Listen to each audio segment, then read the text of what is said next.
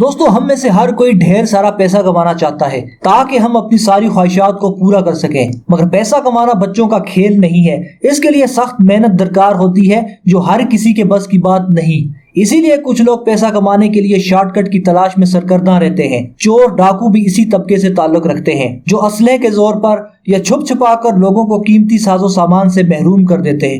دوستو بات جب چوری چکاری کی ہو تو عام طور پر چور ایسی چیزیں چرانا زیادہ پسند کرتے ہیں جو وزن میں ہلکی لیکن قیمت میں بھاری ہوں تاکہ انہیں آسانی سے چرایا یا چھپایا جا سکے۔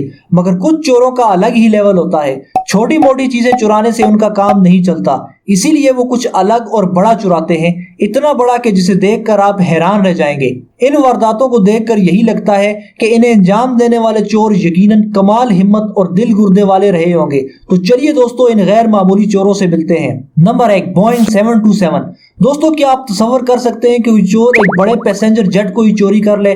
اس بات پر یقین کرنا مشکل ہے مگر یہ سچ ہے۔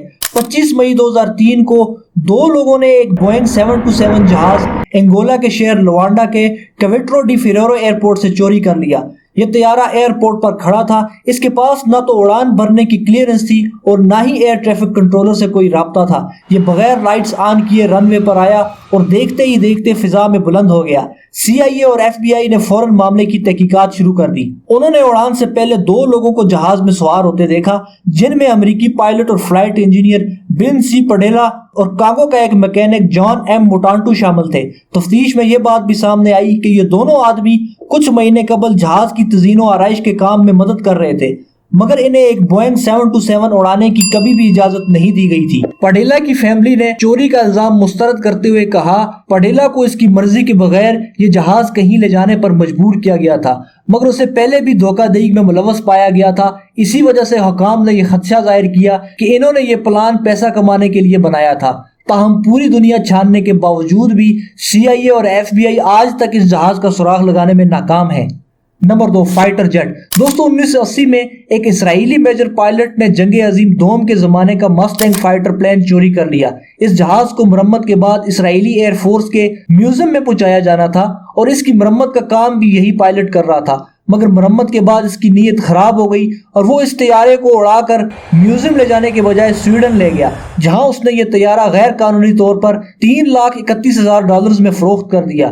چور پائلٹ اپنے مقصد میں کامیاب ہو چکا تھا اور اسے اچھی خاصی رقم بھی مل گئی تھی مگر اس واردات کے 6 سال بعد اسرائیلی حکومت اپنے جہاز کا پتہ چلانے میں کامیاب ہو گئی۔ انہوں نے اسے واپس بھی لے لیا اور پائلٹ کو اس جرم میں لمبی قید کی سزا سنائی گئی۔ نمبر 3، شپ۔ دوستو صومالی قزاق سمندری جہازوں پر لوٹ مار کرنے کے لیے کافی بدنام ہے۔ وہ مختلف طریقوں سے واردات کرتے ہیں جیسا کہ عملے کو اغوا یا یرغمال بنا کر تاوان کی وصولی یا جہازوں پر لدے سامان کی چوری۔ اس کے علاوہ چھوٹے موٹے جہازوں کی چوری بھی ان کے لیے معمول کی بات ہے مگر 2017 میں صومالی قزاقوں نے آئل سے بھرا پورا کا پورا سمندری جہاز چوری کر لیا۔ دوستو ان جہازوں میں کروڑوں ڈالر مالیت کا لاکھوں گیلن خام تیل موجود ہوتا ہے۔ اتنی بڑی مقدار میں تیل کی ترسیل کا یہی سب سے سستا ذریعہ ہے۔ ایسے میں اس جہاز کی چوری قزاقوں کے لیے کسی بڑی لاٹری سے کم نہیں تھی۔ انہیں جہاز کے بدلے بڑا تاوان ملنے کی امید تھی مگر ان کی امیدوں پر اس وقت پانی پھر گیا جب انہیں معلوم ہوا کہ اس ٹینکر کے انتظامی معاملات صومالیہ سے ہی تعلق رکھنے والے ایک معروف بزنس مین کے پاس ہیں جس کے ساتھ وہ پنگا نہیں لینا چاہتے تھے۔ اسی لیے انہوں نے جہاز کے عملے کو رہا کر دیا اور بعد ازاں جہاز بھی انتظامیہ کو واپس کر دیا۔ یہ تاریخ کی سب سے بڑی چوری کی واردات ڈالنے کے باوجود بھی ان ڈاکوؤں کے ہاتھ کچھ نہ آیا۔ نمبر 4، پہاڑ کی چوری۔ دوستو کیا آپ نے کبھی کسی پہاڑ کی چوری کے بارے میں سنا ہے؟ اگر نہیں تو آج یہ بھی سن لیجئے۔ جی ہاں، مشرقی ہندوستان کے ہمٹ گاؤں کے مقامی لوگوں نے آہستہ آہستہ یہ صحیح ہمٹ پہاڑ کی چوٹی کو چوری کر لیا۔ دراصل یہاں کے لوگ بے حد غریب ہیں۔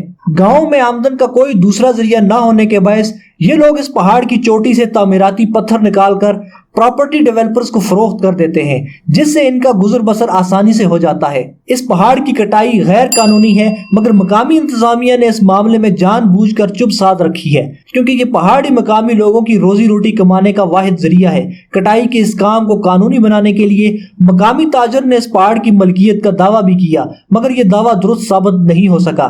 اس تراش خراش سے پہاڑ کی چوٹی غائب ہو چکی ہے اور اگر حکومت نے گاؤں والوں کو متبادل روزگار فراہم کر کے اس عمل کو نہ روکا تو عنقریب یہ لوگ پورا پہاڑ چوری کر کے بیچ دیں گے۔ Number 5، church. کسی عمارت سے قیمتی چیزیں چرا لینا تو سمجھ میں آتا ہے، مگر پوری عمارت ہی غائب کر دینا ناقابل یقین اور حیرت انگیز بات ہے۔ یہ کارنامہ روس کے ایک گاؤں کے لوگوں نے 200 سال پرانی چرچ کی ایک عمارت کو چرا کر سر انجام دیا ہے۔ مقامی لوگوں نے ایک ایک اینٹ کر کے اس چرچ کو چرایا اور اس مٹیریل کو ایک مقامی تاجر کے ہاتھ فروخت کر دیا۔